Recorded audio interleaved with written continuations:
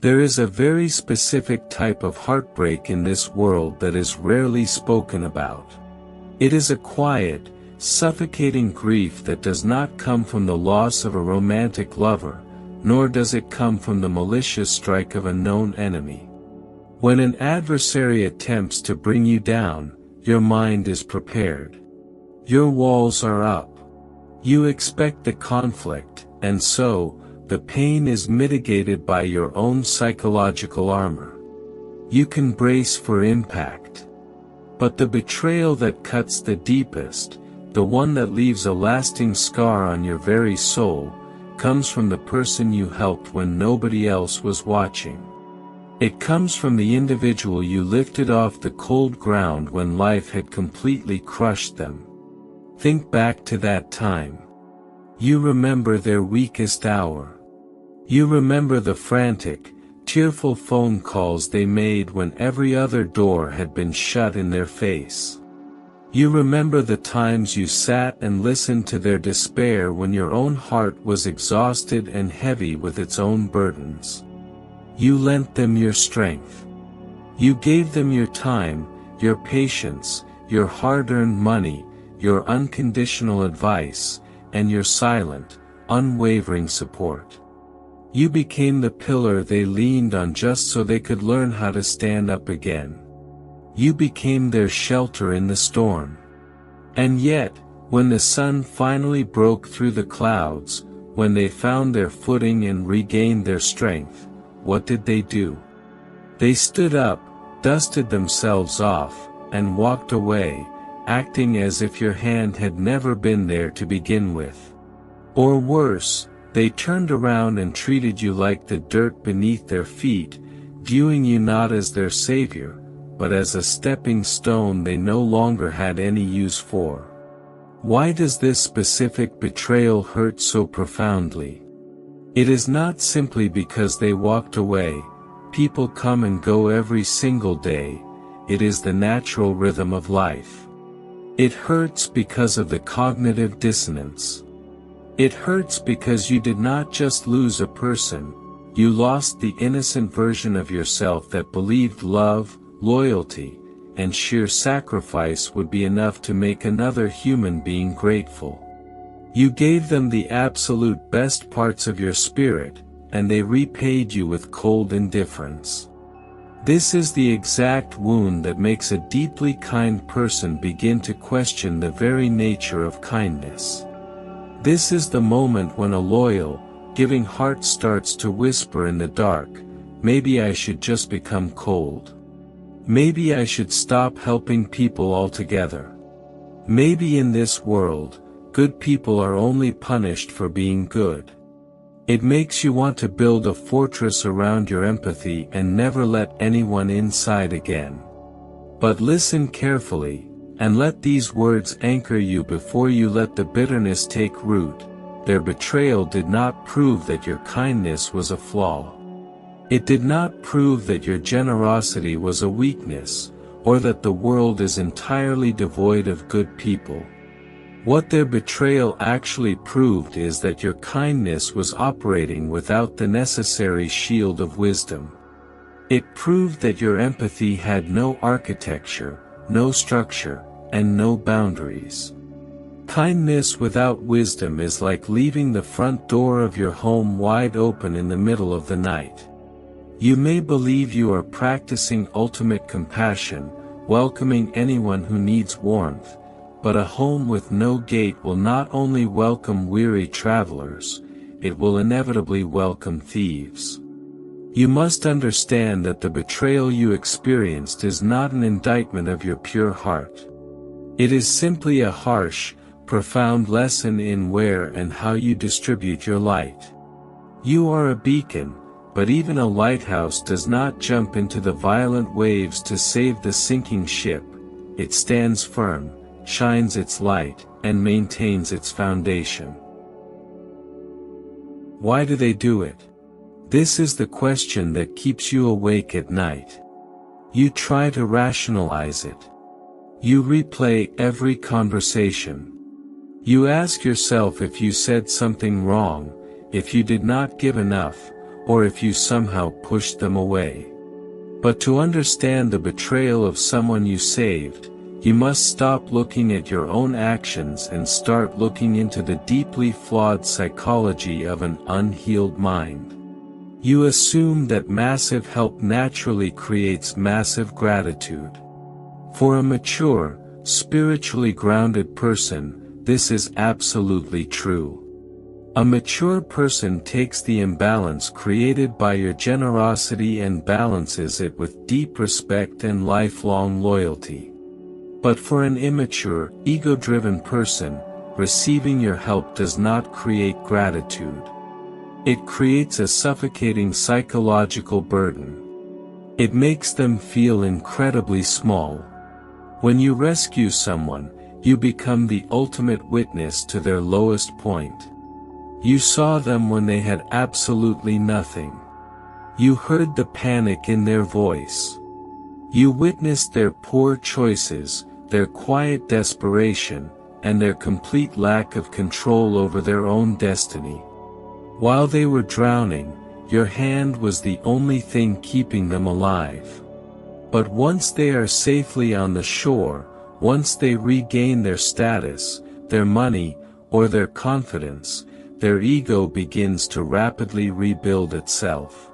Suddenly, your presence is no longer a comfort. It transforms into a mirror. Every time they look at you, they do not see the hero who saved them. They see a reflection of their own past weakness. They see the exact version of themselves they are desperately trying to forget. Your very existence in their life is a constant, quiet reminder that they were once helpless, lost, and dependent. To an unhealed ego, dependence is deeply humiliating. Instead of growing through humility, they defend themselves through pride. They begin to resent the person who knows their darkest secrets and vulnerabilities. This resentment ferments silently in the background. They start looking for flaws in your character to justify their growing distance. They start minimizing what you did for them. They will tell themselves that your help was not actually that significant, that you had ulterior motives, or that they would have figured it out entirely on their own anyway. This is the profound mechanism of pride rewriting history. Pride cannot bow. Pride cannot tolerate the heavy idea of owing someone a massive debt of gratitude. So, the ego constructs a brand new narrative. They push you away, sometimes creating entirely unnecessary conflicts or acting vastly superior, just to sever the tie. And when they finally walk away, they stand tall and tell themselves that they survived the storm all by themselves. They erase your entire contribution simply to protect their own fragile self-image. You must realize that their betrayal has absolutely nothing to do with your worth or the purity of your giving. Their actions are not a reflection of your failure. It is simply the tragic sound of a person trying to regain control over their own inflated self-image. They betrayed you because you were a threat to their ego. You knew the absolute truth of who they were when the mask was off, and they simply could not forgive you for seeing them in their ultimate vulnerability. Now that we understand the fractured psychology of the betrayer, we must do something even more difficult. We must turn the mirror toward ourselves. We must look deeply at the helper's shadow. Why do we keep giving to people who show us, time and time again, that they do not respect our boundaries? Why do we stay when we are being drained? There is a profound pattern among deeply helpful people, and it is a truth that the conscious mind strongly resists. We often help others in the exact way we desperately wish someone had helped us. Many kind people carry a silent, unhealed longing. You became the listener you always needed when you were crying alone in the dark. You became the fierce protector you lacked when you were vulnerable. You became the endlessly forgiving heart you once searched for in your own moments of despair. This is a beautiful and noble origin for compassion, but it carries a deeply hidden danger. When your immense desire to help originates from your own unhealed trauma, you tend to overgive to individuals who subconsciously remind you of your own old pain. You believe you are simply saving them, but a deeper part of your spirit is trying to reach back in time to save your younger self. You are trying to prove to the universe that rescue is possible. Because of this hidden drive, we fall into a devastating psychological trap. We confuse being needed with being loved. When someone comes to you completely broken, their need for you is intense, consuming, and immediate. To a kind heart that desires purpose, this intense need feels exactly like love. It feels like ultimate validation. But being needed and being valued are two entirely different dimensions of human experience. A person can desperately need your money, your advice, your shelter, and your time, while simultaneously holding absolutely zero respect for your soul. Need is entirely about their lack. Love is entirely about their character. If you continuously confuse someone's desperate need for your resources with genuine affection for your spirit, you will spend your entire life being treated as an emergency exit. People will only look for you when their life is actively burning down. You will be declared the most important person in the world when they are helpless, and you will be called selfish the moment you finally become unavailable. You become a tool for their survival rather than a sacred, cherished presence in their life. Furthermore, we often use our excessive giving as a subconscious transaction. We believe that if we are useful enough, giving enough, and sacrificing enough, we will finally earn the unconditional loyalty we crave. We give away our inner peace in exchange for temporary approval. We silence our own discomfort and ignore our own exhaustion because we fear that if we say no, they will abandon us.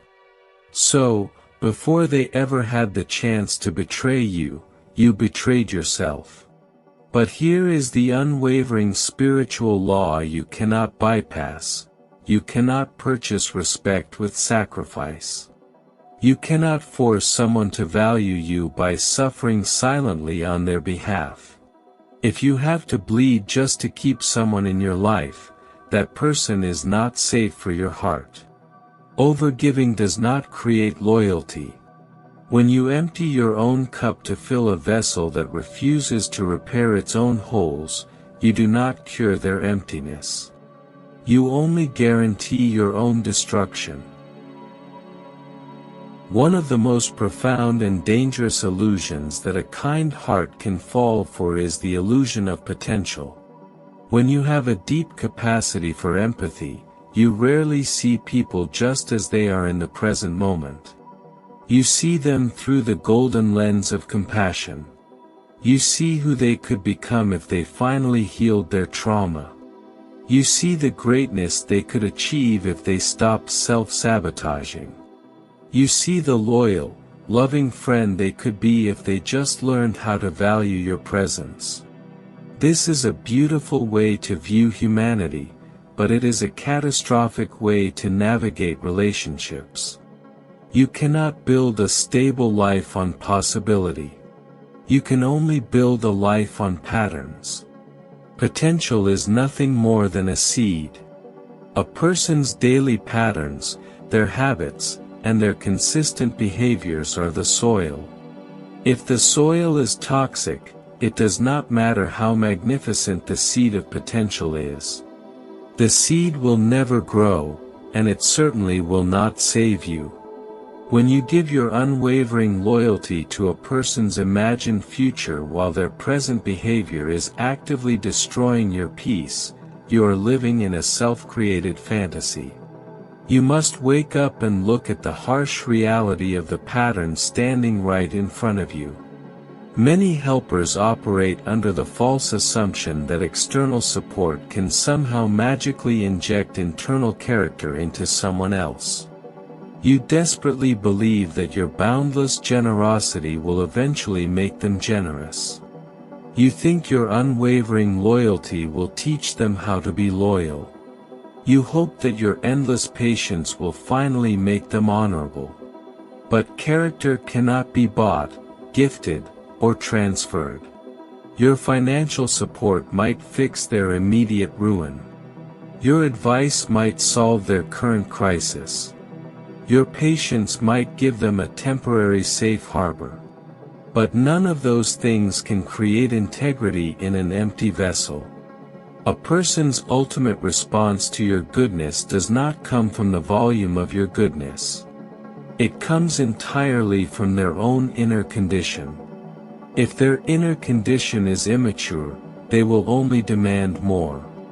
If their inner condition is selfish, they will simply consume what you offer and leave. You can fix a temporary situation for someone, but you cannot fix their soul. This brings us to the ultimate trap of the empathetic mind, the manipulation of sadness. As a deeply caring individual, you are naturally moved by tears, dramatic apologies, and tragic backstories. When the person who continually takes advantage of you comes back crying, saying they had a terrible childhood, they are under immense stress, or they just do not know any better, your immediate instinct is to excuse their bad behavior. Compassion allows you to understand the origin of their wound, but wisdom demands that you critically observe their behavior. Understanding why someone became dangerous does not mean you are required to stand in front of them and absorb their damage. A snake might bite you because it is terrified and traumatized, but that does not mean you offer it your arm to bite again. Real change is never found in dramatic speeches or late-night emotional confessions. Real change is a pattern repaired by strict discipline. It is consistent accountability without excuses. If someone offers you tears but their daily habits remain the same, they are not seeking true transformation. They are simply negotiating access to your energy. Do not let a sad story blind you to a destructive pattern. There is a very delicate line between helping someone and enabling their destruction. When we see someone we care about in deep pain, our immediate instinct is to rush in and completely remove the source of their suffering. We want to be the bridge that carries them over their troubled waters. But we often fail to realize that if we become a bridge for them forever, their own legs will atrophy. They will never learn how to walk. If you constantly save someone from the painful consequences of their own bad choices, they will never respect the lesson, and they will certainly never respect you as the teacher. When you always remove the heavy weight from their shoulders, they are completely robbed of the opportunity to develop their own inner strength. When you constantly soften the blow of reality, they remain blind to the fundamental law of cause and effect. You believe you are being a savior, but in spiritual truth, you are stealing their struggle. And struggle is the exact forge where human character is built. A true helper does not keep people weak. A true helper points to the path, walks with them for a short while, and then steps back to allow them to cross the difficult terrain with their own 2 feet. When you help without setting firm boundaries, you do not create respect. You create a dangerous mindset called entitlement. Watch closely how this silent poison develops. The very first time you rescue them, they say thank you with genuine tears in their eyes. The second time you help, they offer a warm smile. The third time, they begin to quietly expect it. The fourth time, they actively build their plans around your guaranteed sacrifice. And by the fifth time, they become deeply offended if you even hesitate to say yes. This is the tragic alchemy of an unguarded gift. In the mind of an entitled person, your continuous generosity mutates into a rigid debt. It is not a debt they owe you, it is a debt they firmly believe you owe them. This brings us to the inevitable breaking point. The day will come when you are too exhausted to carry their world anymore. The day will come when you finally realize your help is actually harming them, and you decide to stop enabling their dysfunction. You will firmly say no. You will finally establish a boundary. And this is the exact moment the betrayal is ignited. The person who survived entirely on your endless sacrifices will immediately accuse you of being cruel the moment you remove the shelter. The person who thrived on your lack of boundaries will accuse you of changing the moment you finally speak your truth. They will call your newfound self-respect arrogance. They will try to make you feel intensely guilty for finally choosing to rest. Do not be surprised or heartbroken when they become angry at your personal growth. You must understand that they do not actually hate you. They simply loved the previous version of you that was much easier to use. They loved the version of you that answered every late-night call, forgave every insult, and carried every heavy burden without ever asking for a single drop of reciprocity in return. Let them speak their harsh accusations.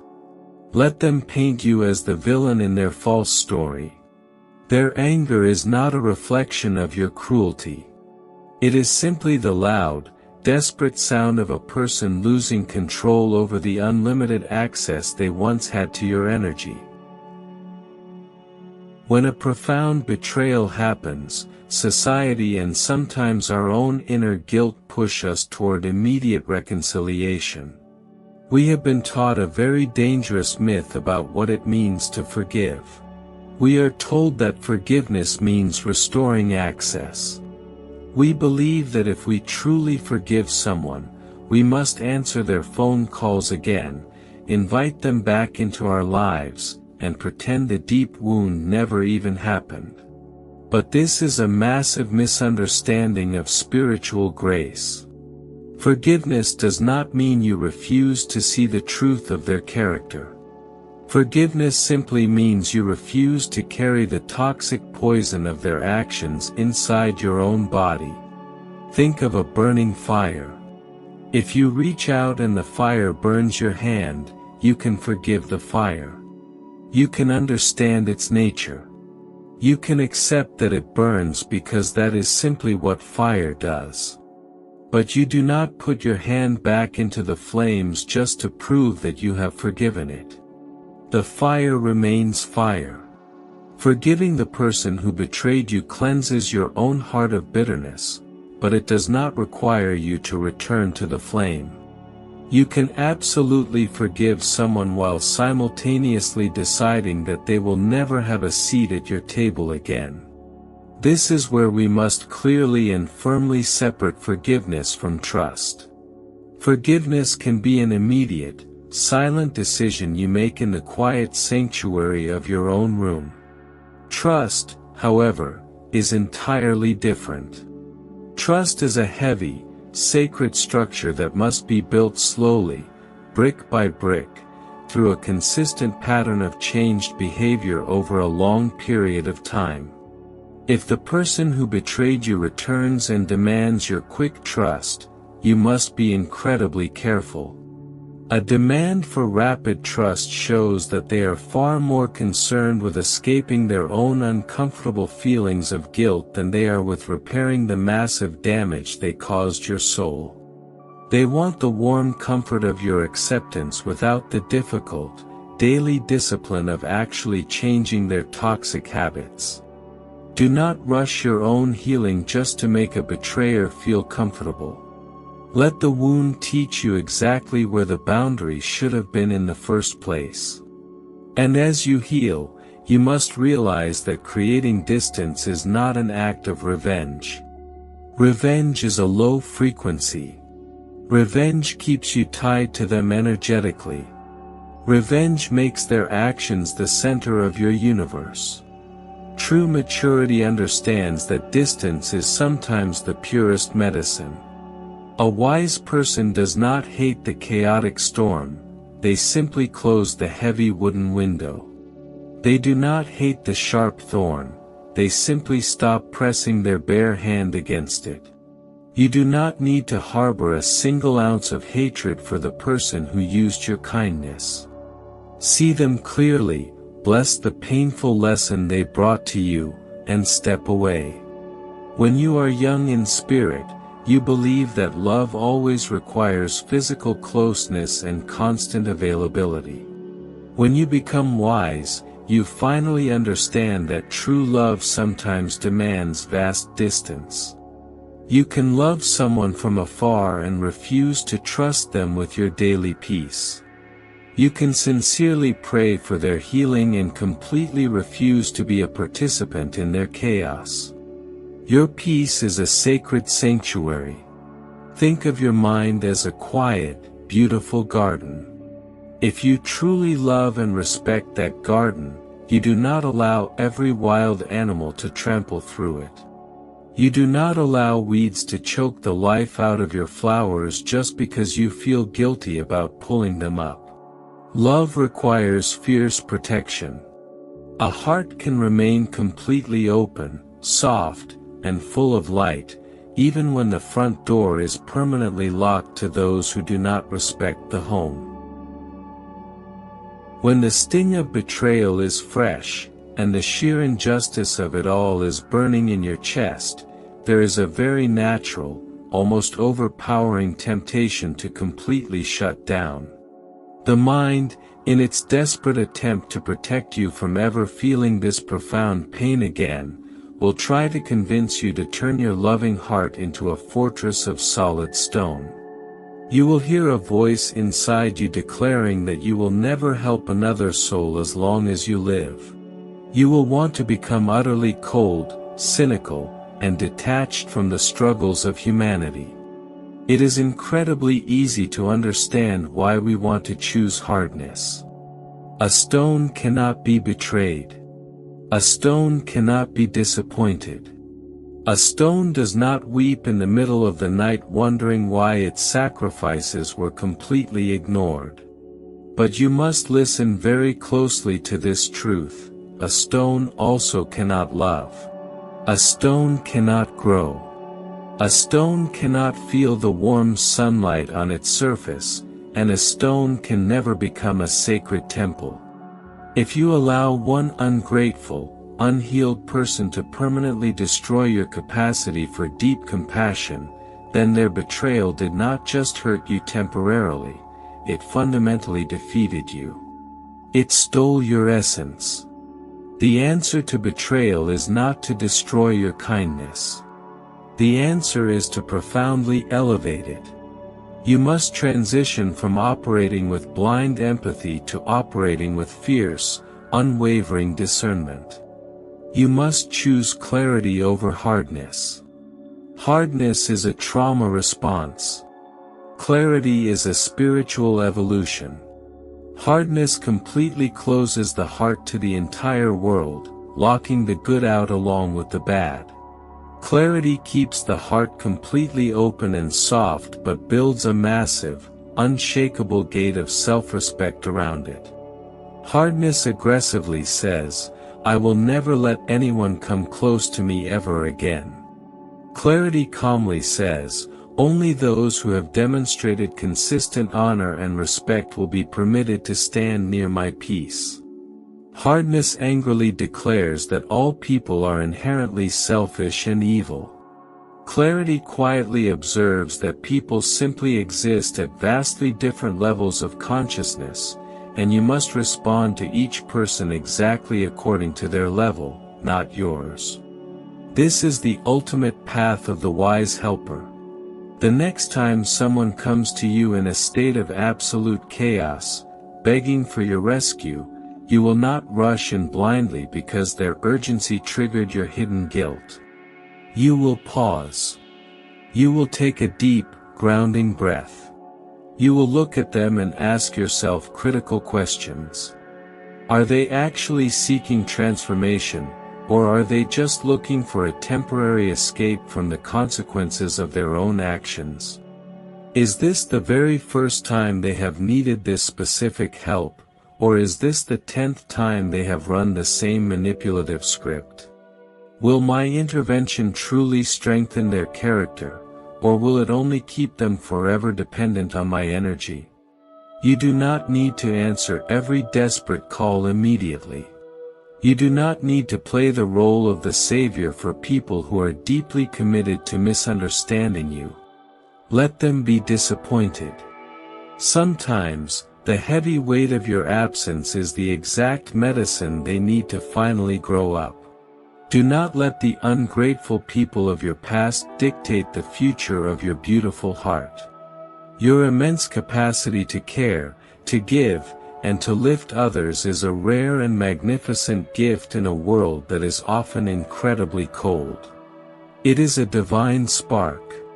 Do not extinguish that fire just because someone else was too fragile to stand near the heat. Keep your light shining brightly, but from this day forward, stop handing out torches to people who only want to burn your house down. Let your boundaries stand tall. Let your actions remain profoundly clean. And above all, stay awake and grounded in that deep, unshakable silence.